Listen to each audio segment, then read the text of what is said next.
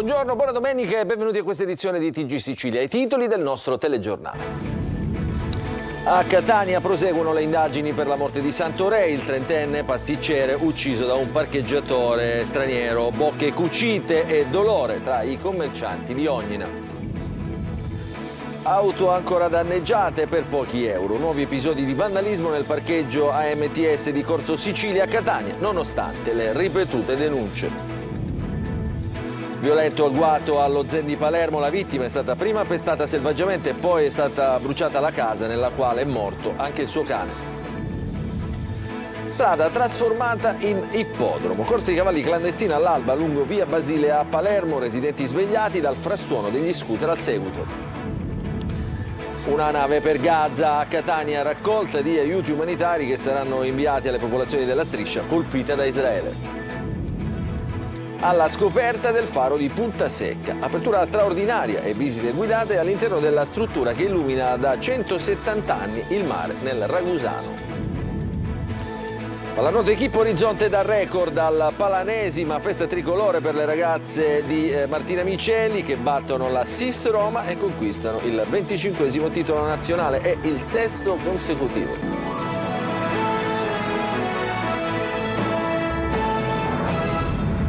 Ancora buongiorno, apriamo il nostro telegiornale ancora con la notizia dell'omicidio a Ognina, fiori e dolore e anche tanta rabbia per Santoré, ucciso da un posteggiatore abusivo, tra l'altro senza permesso di soggiorno. Catania e Mascalucia, dove viveva la vittima, sono sconvolte. Il vescovo di Catania, Monsignor Luigi Renna, dice non si alimenti però l'odio e il rancore verso lo straniero. Il servizio di Tonino De Man.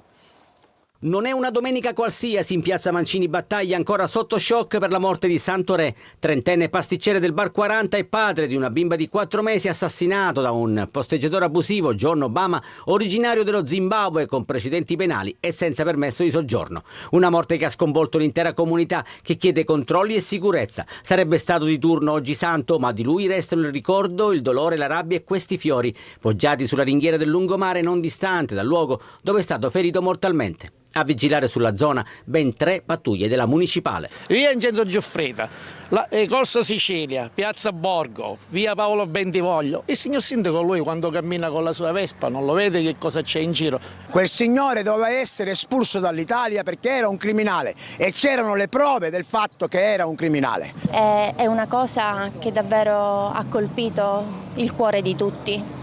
Anche se in questo momento io vedo qui nel posto un silenzio assordante anche della comunità. 2 testimoni oculari e le immagini dei sistemi di videosorveglianza inchiodano John Obama, da ricostruire il movente che potrebbe essere legato ad un diverbio per la restituzione di alcune vaschette di plastica. Sconvolta pure Mascalucia, dove Santo viveva. La comunità di Mascalucia è sconvolta per i gravi fatti accaduti. Santoré non è più tra noi.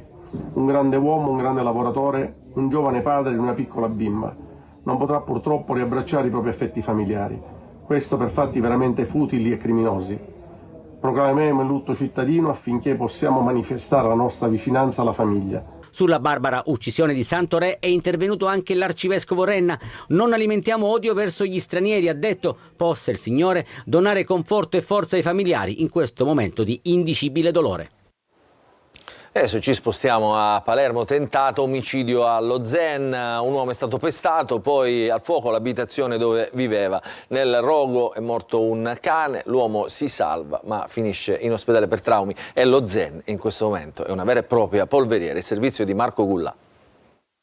Pestaggi, negozi incendiati, fiamme date ad una baracca e un cane morto all'interno. Succede allo Zen di Palermo, il clima tra i casermoni si fa sempre più pesante, tanto che dopo i tanti e diffusi avvertimenti dei giorni scorsi si è arrivati a un tentato omicidio. L'uomo, infatti, dopo essere stato picchiato, sarebbe riuscito a scampare alle fiamme che hanno inghiottito la baracca dove viveva e all'interno c'era il cane che è rimasto però ucciso. La vittima è finita in ospedale con traumi alla testa e lesioni sul corpo, ma non è in pericolo di vita. vita.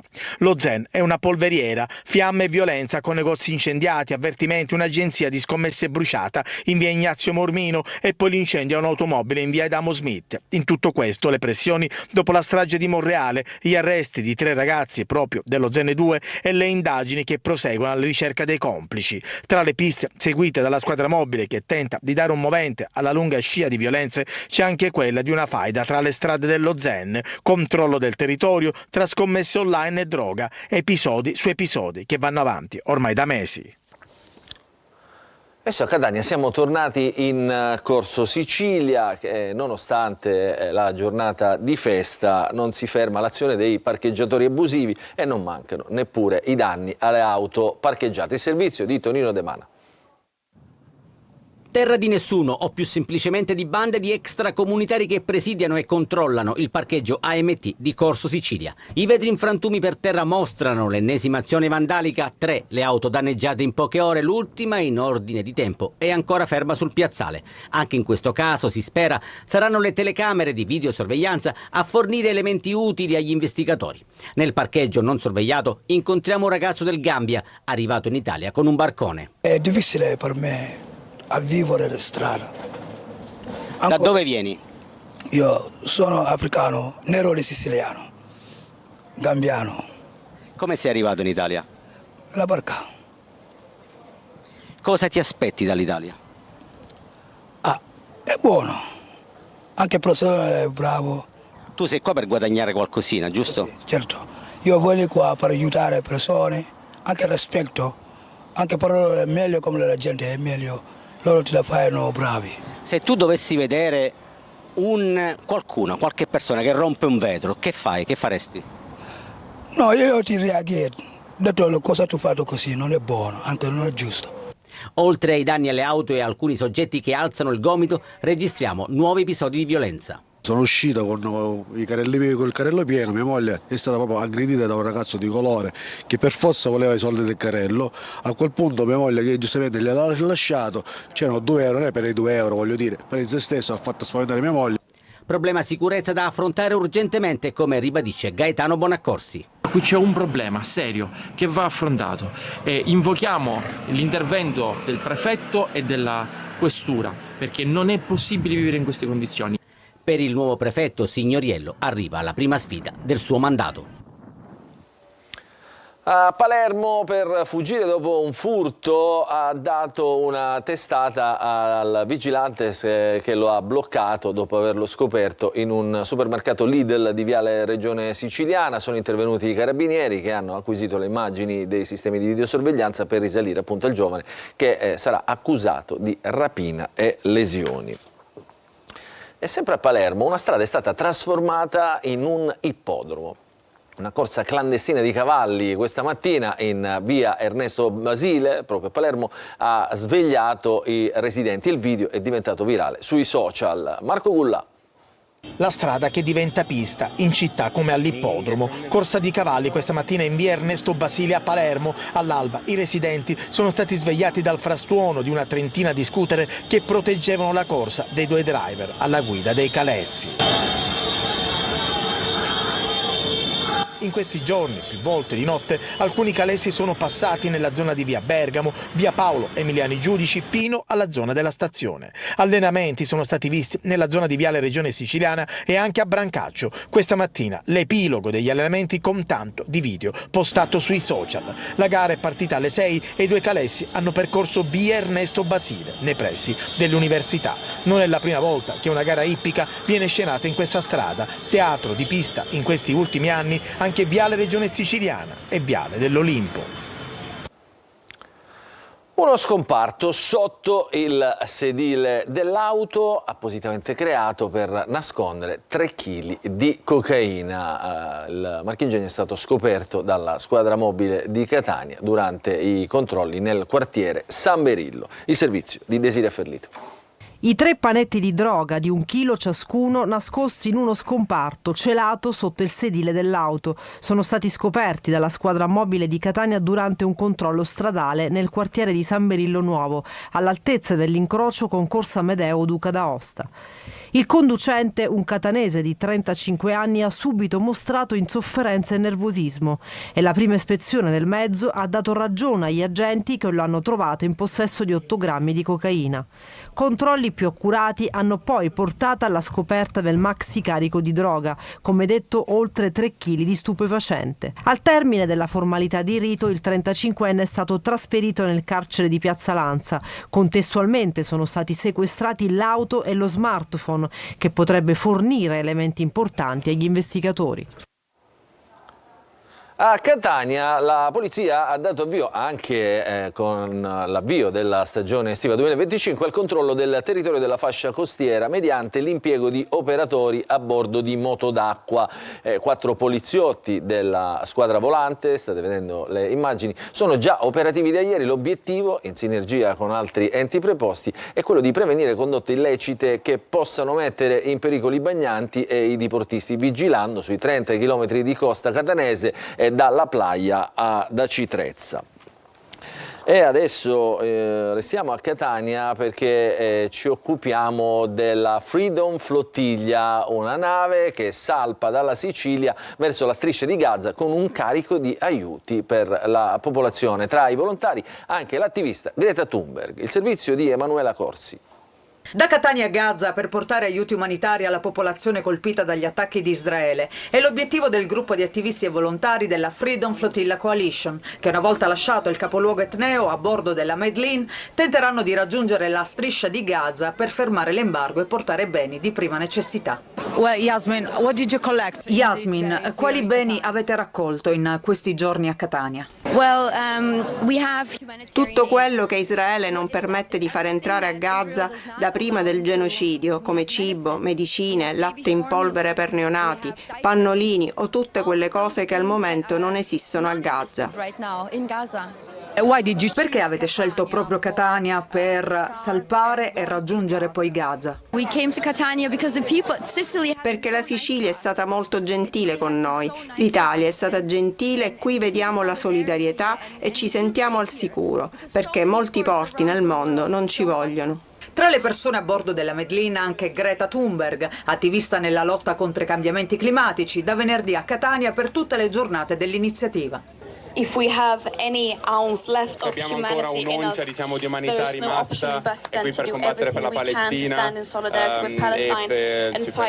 per i diritti della Palestina. Poche settimane fa l'equipaggio della Freedom Flotilla Coalition aveva tentato di raggiungere la striscia, ma al largo delle coste di Malta era stato intercettato e attaccato da droni israeliani. A Caltanissetta associazioni sportive e di volontariato hanno cercato di sensibilizzare il governo affinché prendano posizione contro la guerra in Palestina e il riarmo. Il servizio di Rita Cinarti. Al grido di fuori i bambini dalla guerra, le associazioni sportive e di volontariato nissene hanno manifestato a Caltanissetta con una marcia per la pace che si è conclusa in piazza Garibaldi. A promuoverla la cooperativa sociale Etnos e diverse associazioni nissene che stanno spendendo tutte le loro energie per chiedere la pace. Presenti bimbi, adulti immigrati, operatori di case rifugio e comunità per minori stranieri non accompagnati. Tutti hanno voluto dire la loro nel corso di 10 tappe di riflessione, durante le quali si è parlato di pace ma anche della potenza di arte e poesia contro ogni forma di violenza. Ciascuno di noi avverte l'inquietudine di chi non accetta più questo stato di cose. Basta la guerra, basta la guerra, basta questo arricchimento ingiustificato degli stati con questo continuo riarmo. Vogliamo la pace! È stato, come spiegano gli organizzatori, un cammino rumoroso, una marcia collettiva in cui ognuno ha rotto il silenzio con il proprio rumore, strumenti musicali, pentole, campanacci, qualsiasi oggetto per far sentire la propria voce. Quello che conta fare, lo stiamo facendo in tutta Italia ma in tutta Europa, è sensibilizzare i governi e gli Stati membri dell'Unione Europea affinché prendano posizioni contro Netanyahu e vietino l'export di armi e di tecnologia militare, perché solo così questa aggressione può fermarsi. Nei giorni scorsi è stato chiesto di firmare una petizione online, firme che saranno inviate alla Presidenza del Consiglio dei Ministri. Torniamo a parlare dell'incontro organizzato a Giarre che ha messo a confronto economia e politica siciliana, presenti numerosi esponenti del territorio che giornalmente si muovono tra le numerose difficoltà, tra cui l'eccessiva burocrazia e la poca comunicazione. È andata per noi Simona Mazzone. Il workshop organizzato a Giarre nella sala conferenze di Radice Pura è stata l'occasione utile anche per tutti quegli imprenditori che giornalmente si scontrano con numerose difficoltà in una terra avara di opportunità.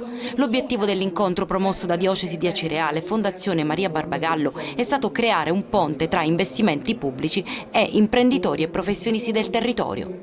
E cerchiamo invece di uscire fuori dalla logica convegnistica e facciamo un workshop. Ci si può parlare, ci si può confrontare, superiamo le barriere, accorciamo le distanze. Non sempre pubblico e privato riescono a dialogare a causa di barriere come la scarsa comunicazione o l'eccessiva burocrazia. Con un pizzico di orgoglio dico che noi imprenditori siciliani abbiamo una marcia in più, perché abbiamo un po' difficoltà che altri magari non hanno, dal territorio alle infrastrutture, al tessuto sociale. Anche gestire un comune è come gestire un'impresa. Sì, perché chiaramente noi facciamo i conti, tutti i sindaci, con i nostri bilanci, e quindi dobbiamo tenere i conti in ordine da un lato, dall'altro lato però dobbiamo pensare allo sviluppo delle nostre città. Una terra senza infrastrutture non può parlare di sviluppo. Stiamo cercando di riorganizzare la rete infrastrutturale, quella più importante, sulle autostrade del consorzio Autostrade Siciliane, ma anche sulle autostrade che adesso gestite dall'ANAS. Sono stati assegnati a SAC per lo sviluppo degli aeroporti Catania e Comiso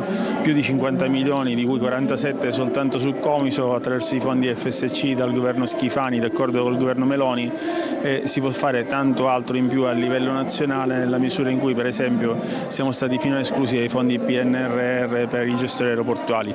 Un dialogo aperto ma anche una vetrina importante grazie agli innumerevoli stand informativi per illustrare misure e incentivi.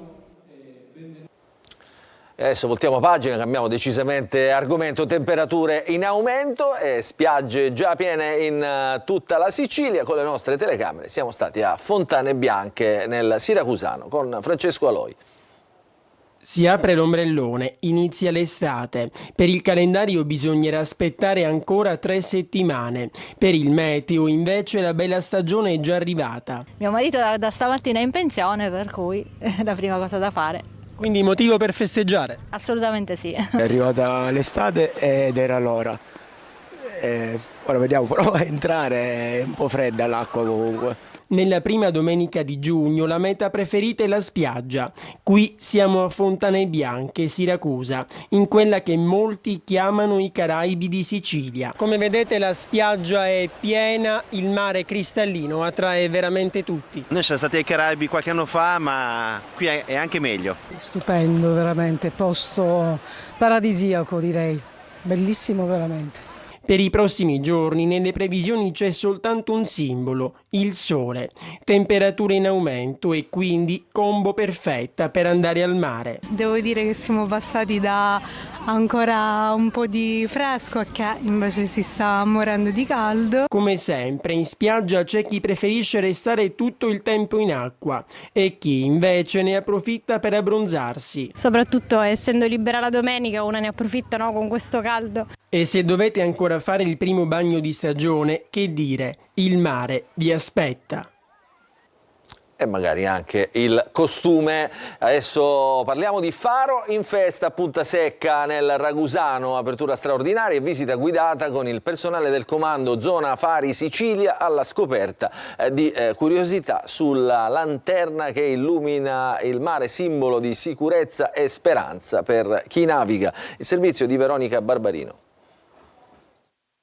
141 gradini a chiocciola più una scaletta in ferro per uno spettacolo mozzafiato. Il faro di Capo Scalambria a Punta Secca apre le porte ai curiosi per una visita guidata grazie al comando Zona Fari Sicilia. Ancora oggi i segnalamenti marittimi costituiscono un aussilio alla navigazione importantissimo. Il compito dei comandi Zona Fari è quello di mantenere 24 ore su 24, 7 giorni su 7 in piena efficienza tutti questi ausili alla navigazione. Commissionato da Federico II, re delle Due Sicilie, il faro di Punta Secca ha una storia di circa 170 anni e ha ospitato generazioni di guardiani. E c'è chi, con la nonna prima farista donna d'Italia, lì dentro c'è pure nato. Immediatamente dopo la fine della Seconda Guerra Mondiale, e quindi si può dire che è stata la prima farista d'Italia. E il mio mondo nei fari nasce da lì, poi l'ha fatto papà, che è andato per un po' a lavorare al faro di Caporossello insieme a lei, e poi quando si trasferì, una volta sposato, nel 66 sono nata io, all'interno del faro di Punta Secca. Suggestivo la sera, imponente di giorno, il faro è stato anche simbolo di aggregazione negli anni 60 in paese. Il personale farista viveva agiatamente rispetto alla popolazione perché aveva il suo giardino, aveva il pollaio, aveva una casa dove c'era un forno. E nel periodo invernale io mi ricordo che tutti gli abitanti di Punta Secca venivano dentro il faro per fare i biscotti, fare focacce. Oggi continua a illuminare il mare, dando sicurezza e speranza a chi naviga. Adesso ci fermiamo, una piccola pausa, poi apriamo un'ampia pagina di sport.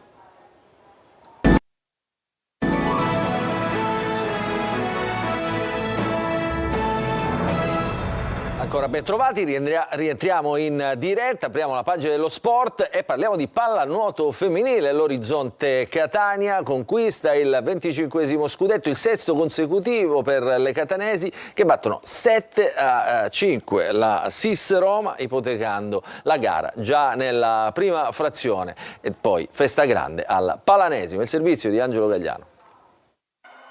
Finisce con l'immancabile tuffo in vasca e con l'ennesimo scudetto, il 25esimo di un'incredibile storia, il sesto consecutivo. L'Equipe Orizzonte è ancora una volta campione d'Italia di pallanuoto femminile. Alla piscina di Inesima, in gara 3 dei playoff, le catanesi battono la SIS Roma per 7-5, ipotecando la finalissima già nel primo parziale, chiuso per 4-1, grazie ai gol di Via Cava, Andrews e la doppietta di Bettini. La SIS, stoppata anche da un rigore parato da Aurora Condorelli, deve aspettare addirittura 13 minuti per realizzare la prima rete, ma le padrone di casa restano salde al comando delle operazioni. Le capitoline cercano di riaprire l'incontro, ma l'equipe, nelle cui file si vede all'opera anche l'eterna presidentessa giocatrice Di Mario, non rischia nulla sino al 7-5 conclusivo.